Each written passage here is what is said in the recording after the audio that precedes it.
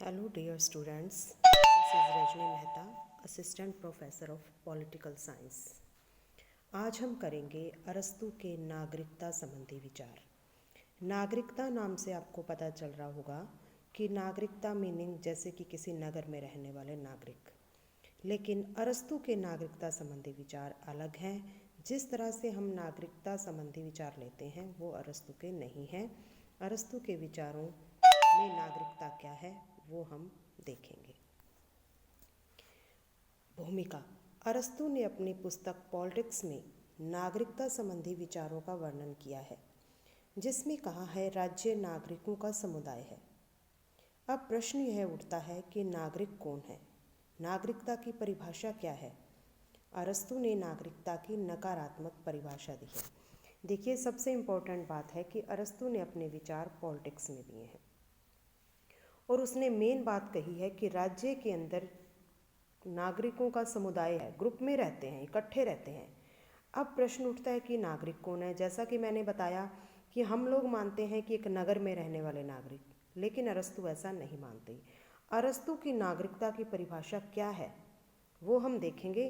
तो अरस्तू ने नागरिकता की परिभाषा देने से पहले उसकी नकारात्मक परिभाषा दी है। नकारात्मक मीन्स नागरिक कौन नहीं है।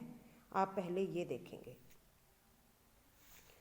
कौन नागरिक नहीं है। पहले अरस्तू ये बताता है नागरिक कौन नहीं है।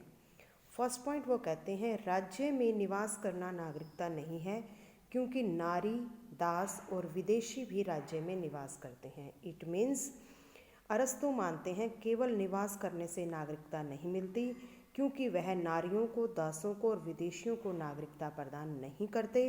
वो रहते चाहे नगर में ही हैं, लेकिन फिर भी उन्हें वो नागरिक नहीं मानते।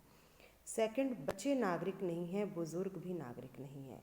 अरस्तू कहता है ना तो बच्चों को नागरिकता मिलेगी, ना ही बुजुर्गों को नागरिकता मिलेगी। नेक्स्ट, मताधिकार से वंचित व्यक्ति नागरिक नहीं है। अगर किसी कारण से कोई व्यक्ति मताधिकार से वंचित है या मीन्स वो 18 साल से कम का है तो वो भी नागरिक नहीं है।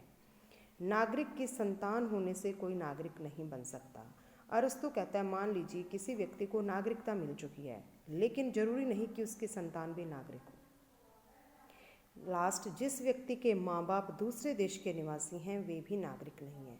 मान लीजिए कोई व्यक्ति जिसके माँ बाप उस देश के नहीं है जहाँ वो रह रहा है, वो किसी दूसरे देश के हैं, तो उस व्यक्ति को उस देश की नागरिकता नहीं मिल सकती। तो पहले हमने किया है कौन नागरिक नहीं है। अब हम करेंगे नागरिक कौन है। नागरिक की परिभाषा अरस्तू ने बताई है। अरस्तू के अनुसार जो स्थायी रूप से न्याय के, प्रशासन के तथा राजकीय पदों को ग्रहण करने में भाग लेता है वही नागरिक है। समझ गए होंगे आप कि अरस्तू कहता है कि जो न्याय व्यवस्था में भाग लेता है, प्रशासन में भाग लेता है, राजकीय पदों को ग्रहण करते हैं, वही क्या है, नागरिक हैं। अरस्तू के अनुसार जो किसी राज्य की न्याय व्यवस्था में व्यवस्थापिका के सदस्य के रूप में भाग लेने की क्षमता रखता है वही नागरिक है। यानी कि जो राज्य की न्याय व्यवस्था और विधायी कार्यों में सक्रिय रूप से भाग लेते हैं उन्हें ही वो नागरिक मानता है। अरस्तू की नागरिकता की विशेषताएं।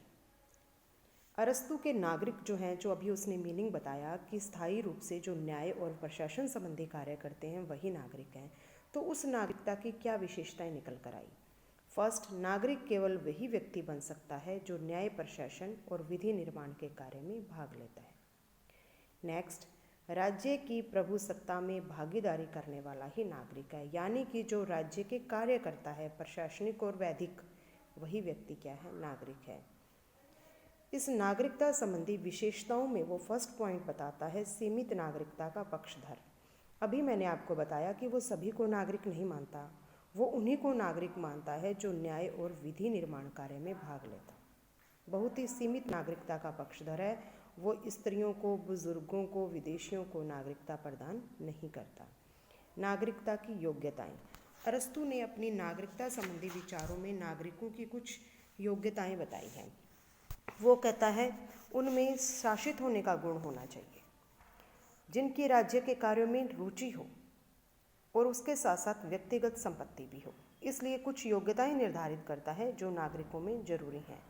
नेक्स्ट, नागरिकता की अयोग्यता। कौन से व्यक्ति नागरिकता के अयोग्य हैं। जैसे अप्राकृतिक साधनों से संपत्ति को इकट्ठे करते हों, जैसे सूदखोर व्यापार इत्यादि। फिर वो दासों को भी नागरिक नहीं मानता क्योंकि वो संपत्ति का उपकरण है। ऐसे व्यक्ति भी नागरिक नहीं हैं जिनके माता पिता विदेश में रहते हैं। श्रमिक, कारीगर, शिल्पी को भी वो नागरिक नहीं मानता जो शिक्षा की दृष्टि से हीन है, जो राजकीय कार्यों में भाग नहीं ले सकते।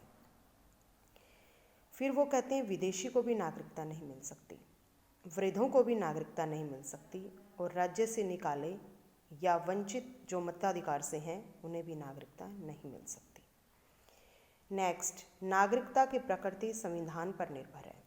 अरस्तु कहते हैं कि विभिन्न प्रकार के संविधानों के संदर्भ में नागरिकता के गुण व योग्यताएं भी भिन्न भिन्न होते हैं।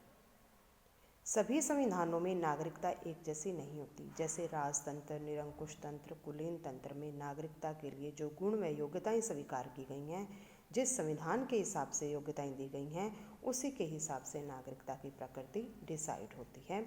यानी कि अरस्तु की जो नागरिकता है वो बहुत सीमित है, वो कुछ ही वर्गों को नागरिकता देता है, और उसका मतलब यही है कि जो न्याय, प्रशासन और विधि में सक्रिय रूप से भागीदारी करते हैं वही क्या है, नागरिक हैं।